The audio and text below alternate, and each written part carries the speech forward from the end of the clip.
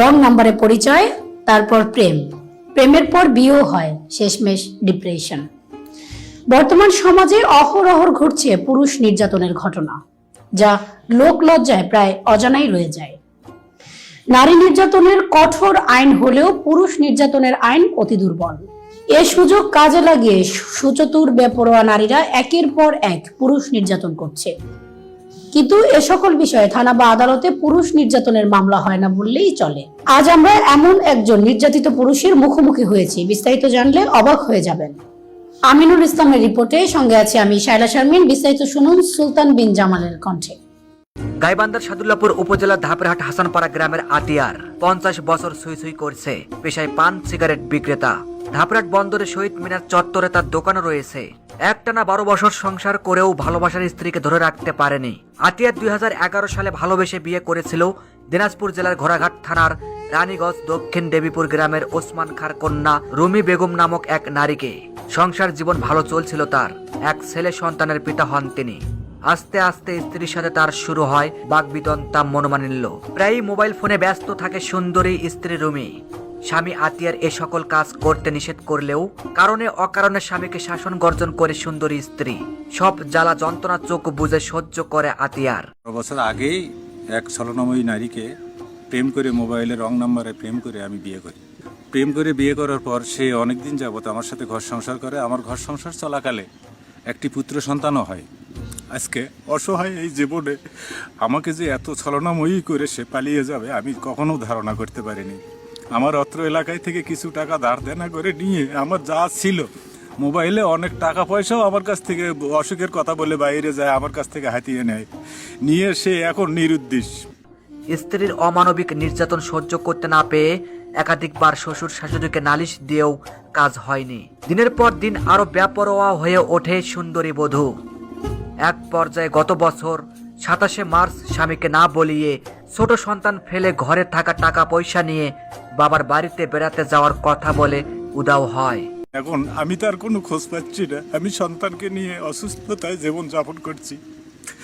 আমার কি অপরাধ ছিল এইরকম নারীর? আমি তো জানতাম না। আমার তারপরে শরীয়ত, ইসলামিক শরীয়ত মোতাবেক আমি তাকে বিয়ে করে কোর্ট ম্যানেজ করি। আমার কি এটা অপরাধ ছিল? তাকে তো আমি ঠকাইনি, কিন্তু সে আমাকে ঠকাইলো কেন? ভালোবাসার স্ত্রীকে খুঁজে পেতে হরনে হয়ে বেড়ায় আতিয়ার। সন্তানের মুখের দিকে তাকিয়ে বারবার শাশুড়িকে তার দুঃখ কষ্টের কথা জানায়। কিন্তু গৃহবধূ পিতার বাড়িতে না গিয়ে মোবাইল নাম্বার পরিবর্তন করে অন্য কোথাও আত্মগোপন করে সময় কাটায়। এদিকে ছেলে সন্তানের সব কিছু করতে হয় পিতা আতিয়ারকে। সংসারে যাবতীয় কাজকর্ম, ঘর পরিষ্কার, রান্না বান্না শেষ করে পেটের খোরাক রোজগার করতে নিয়মিত দোকান খুলে বসতে হয়। অভাগা স্বামী আতিয়ার জানান, আমি নির্যাতনের শিকার 1 বছর পার হলো। স্ত্রী আমাকে ছেড়ে চলে গেছে, আজ অবধি আমায় ডিভোর্স করে নাই। কি তার মনের চাহিদা মিটাতে পারিনি, না তাকে ভালো কিছু পড়াতে পারিনি, দিতে পারিনি। সে অর্থ লোভী ছিল।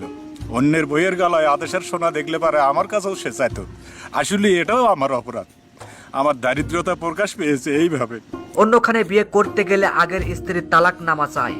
এদিকে আমার ভালোবাসার স্ত্রী রুমি হঠাৎ করেই বিভিন্ন নাম্বার থেকে ফোনে আমায় হুমকি দেয়।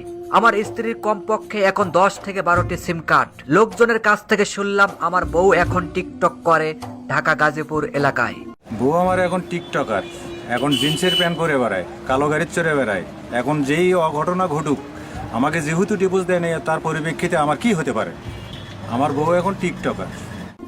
আমি আরো জেনেছি রুমির আগেও বিয়ে হয়েছিল, সেখানেও তার একটি মেয়ে আছে। বিয়ে করা আর ছেড়ে চলে যাওয়া তার নেশায় পরিণত হয়েছে। বউ তো সুখেই আছে। আমার কি অবস্থা আপনারাই বলেন। তার বাড়িতে যায়নি, তার শ্বশুর শাশুড়ি আমাকে নিষেধ করে যে এখানে আসার দরকার নেই। আমি বললাম যে বাচ্চাটাকে রেখে এইভাবে চলে গেল। কয় আর তোমার বাচ্চা আমরা কি করবো? শ্বশুর শাশুড়ির কথা এটাই যে তোমার বাচ্চা আমরা কি করবো, মানুষের বাচ্চা আমরা নিয়ে কি করবো? তোমার বাচ্চা তুমি দেখো। মাউরে চল কি মানুষ হয় না দুনিয়াতে? শাশুড়িকে ফোন দিলে পাল্টা আমায় অন্যখানে বিয়ে করতে বলে। উপায়ন্তর না পেয়ে স্বামী বেচারা গত বছরের ডিসেম্বরে একটি সাধারণ ডায়েরি করেছে, যার নম্বর 892। একটানা 12 বছর সংসার করেও স্ত্রী মন ধরে রাখতে পারল না আতিয়ার। আতিয়ার পুরুষ নির্যাতনের শিকার বলে জানান। আতিয়ার আজও চেয়ে আছে তার ভালোবাসার স্ত্রীর জন্য, হয় ফিরে আসুক না হয় ডিভোর্স দিক। ওরা আমাকে ভয় ভীতি দেখায়, কয় আমার মেয়ে গেছে, ওর পেট কপাল নিয়ে ও গেছে, ও যদি চলে যায় যাক, বেশি কিছু করার চিন্তা ভাবনা করেন না, তাহলে গুম মামলা করব, ওর বাপ মায়ের হুমকি।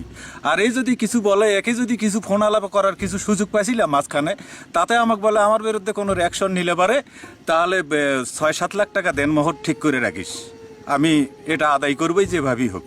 আম্মু ডাক্তার হচ্ছে বড় ডাক্তার দেখবার করছে, হচ্ছে না না দেখালে হচ্ছে কাজ বলে এরকমই থাকবি, ভালো হবে না বলে আর সারা জীবনকালে এরকমই থাকা লাগবে। বড় ডাক্তার দেখতে করছে, হ্যাঁ সে দেখাবা মনীষা কি করবার মনি সরকার কি করে বেড়াচ্ছি, আমি কারোর সাথে কথা বলি?